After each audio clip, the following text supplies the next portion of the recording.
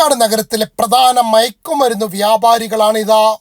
പാലക്കാട് കല്ലേപ്പുള്ളി സ്വദേശി ജിഷ്ണു, കുന്നത്തൂർമേട് സ്വദേശി ആകാശ്. ഇരുവർക്കും പറയാൻ പറ്റുന്ന ഒരു തൊഴിലില്ല.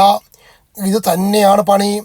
146 ഗ്രാം MDMA ബംഗളൂരിൽ നിന്ന് വരുമ്പോൾ പാലക്കാട് കസബ പോലീസും ജില്ലാ ലഹരി വിരുദ്ധ സ്ക്വാഡും ഇരട്ടക്കുളത്തിന് സമീപം നടത്തിയ പരിശോധനയിൽ പിടികൂടുകയായിരുന്നു.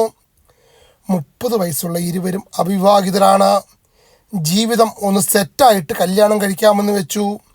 ഇപ്പോഴാണ് ശരിക്കും സെറ്റായത്. വാളയാർ വഴി വന്നാൽ പരിശോധന ഉണ്ടാകുമെന്ന് ഭയന്നാണ് ഊടുവഴിയിൽ കൂടെ വന്നത്. എന്നിട്ടും പോലീസ് പൊക്കി. കോളേജ് വിദ്യാർത്ഥികൾക്ക് രാസലഹരി ചില്ലറ വിൽപ്പന വിൽക്കുകയാണ് ഇരുവരുടെയും പ്രധാന പണി. സംഘത്തിലെ തലവൻ ആകാശാണ്.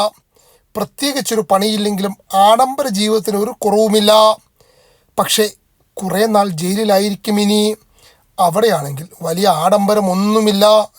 ഇവർ അഡ്ജസ്റ്റ് ചെയ്യുമായിരിക്കും, അല്ലാതെ മറ്റൊന്നും ചെയ്യാൻ കഴിയില്ലല്ലോ.